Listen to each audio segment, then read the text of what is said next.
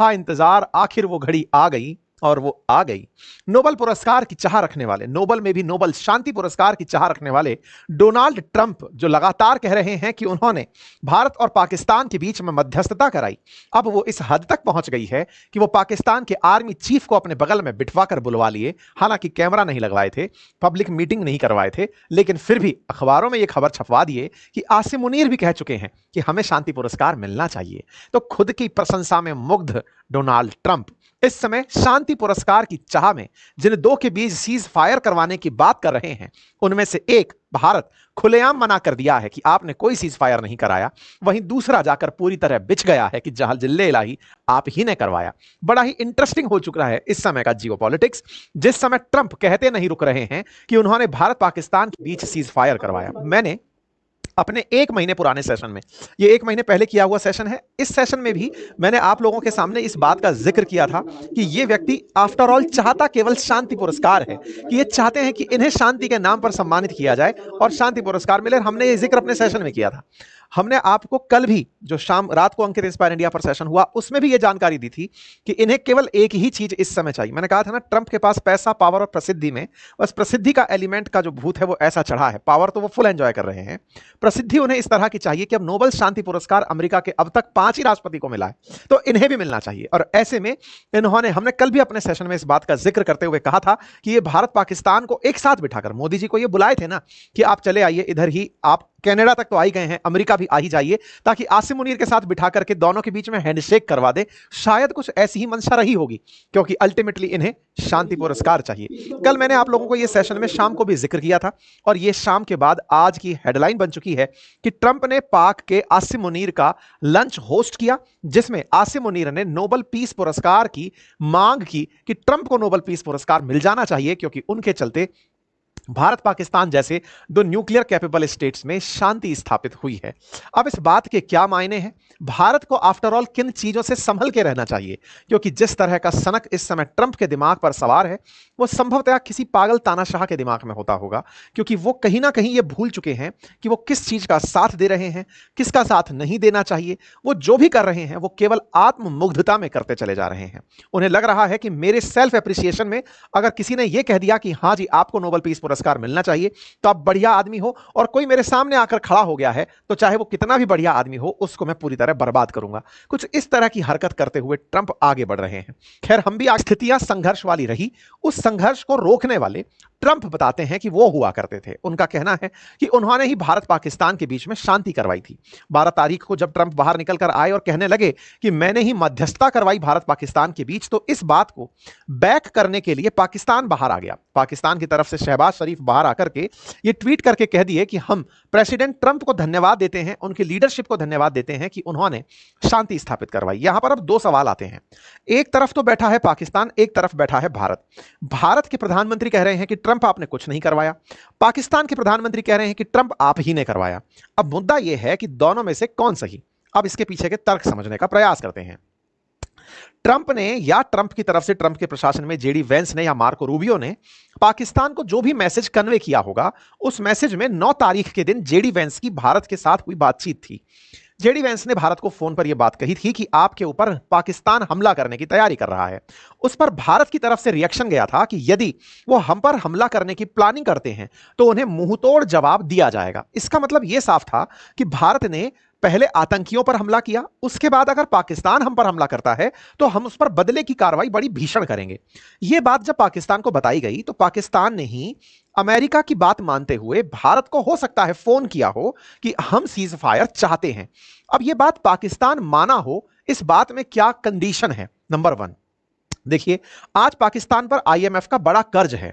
आज पाकिस्तान आईएमएफ के कर्ज तले इतना दबा हुआ है कि अमेरिका चाहे तो उसे और कर्जदार बना के रख सकता है उसके आईएमएफ की किस्तें रोककर। लेकिन आईएमएफ का पैसा आ रहा है तो आईएमएफ की शर्तें अर्थात अमेरिका की शर्तें पाकिस्तान को मानना मजबूरी है।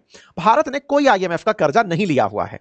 ऐसे में ट्रंप अगर यह कहते हैं कि उन्होंने ट्रेड नेगोशिएशंस का फायदा उठाया भारत पाकिस्तान में सीज फायर कराने में, तो वो हो सकता है अधूरा सत्य हो। अधूरा सत्य पाकिस्तान के बिहाफ पर, क्योंकि पाकिस्तान पहले ही कर्ज में है। अगर वो युद्ध लड़ता है तो वो आईएमएफ की रिटर्न फाइल करने की स्थिति में नहीं रहेगा, वो आईएमएफ की किस्तें नहीं चुका पाएगा, फिर से उसे बैंकरप्ट घोषित कर दिया जाएगा। ऐसे में पाकिस्तान के पास युद्ध ना करना ही विकल्प था, और ऐसा करके उसने अमेरिका को और बड़ा बना दिया कि सर मैंने आपके कहने पर युद्ध रोका है, और आपके कहने पर रोका है तो आपकी तो मैं गुड बुक्स में होना चाहिए। बस इसी के चलते ट्रंप ने इस बात को सब जगह छपवा दिया।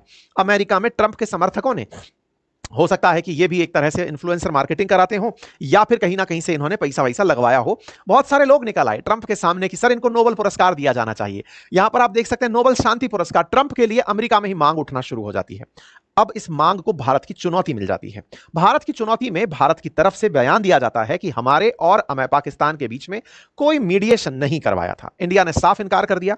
आज से 2 दिन पहले भारत के प्रधानमंत्री ने ट्रंप के साथ टेलीफोनिक वार्ता पर भी उन्हें यह कहते हुए मना कर दिया कि सर ऑपरेशन सिंदूर के बाद आपसे कोई बातचीत तो हुई नहीं है, इवन 22 तारीख के बाद आपसे कोई बातचीत नहीं हुई है, अमेरिका की कोई मध्यस्थता नहीं है, हमने 2 देशों के बीच में बातचीत की, पाकिस्तान का हमें कॉल आया, और हां आप जो बार बार बोल रहे हो कि मैंने ट्रेड दिखा करके इन लोगों के बीच शांति कराई, सर ऐसा कोई भी ट्रेड आपसे हमारी बीच में बातचीत नहीं हुई। लेकिन भारत में यह बात इतना असर नहीं डालती यदि देश में अपोजिशन सरकार को ना पकड़ लेता।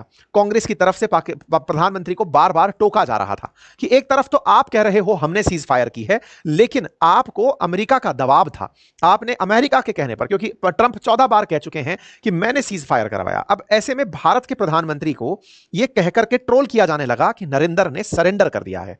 देश के प्रधानमंत्री को देश की एक विपक्ष की पार्टी द्वारा इस तरह ट्रीट किया जा रहा था जैसे कि वो एक पार्टी के नेता हो, देश के नेता ना हो, देश के बाहर देश को रिप्रेजेंट ना करते हो। और ऐसी स्थिति में यह एक साइकोलॉजिकल वारफेयर हुआ, और भारत के प्रधानमंत्री ने ट्रंप को टेलीफोनिकली यह बात बोल दी कि आपने मेरे साथ में कोई सीज फायर नहीं किया था। अब इस बात का ट्रंप पर जो भी असर रहा हो, शुरुआत तो यह थी कि आसिम मुनीर को आर्मी डे परेड में बुलाया जाना था, लेकिन उस समय पाकिस्तान ने यह कह दिया था कि वो ईरान के साथ खड़ा है। इस बात को जब अमेरिका समझा कि बेटा ये तो हम यहां बुला लिए तो इजराइल जैसे देश हमारे खिलाफ हो जाएंगे, ऐसे में पाकिस्तान के इस आसिम मुनीर को एक क्लोज बैठक में बुलाया गया व्हाइट हाउस के अंदर। कल ये जाते हैं, तस्वीरें बाहर आती हैं, ये तस्वीरें कुछ आपके सामने इस तरह से चलती हुई दिखाई दे रही हैं।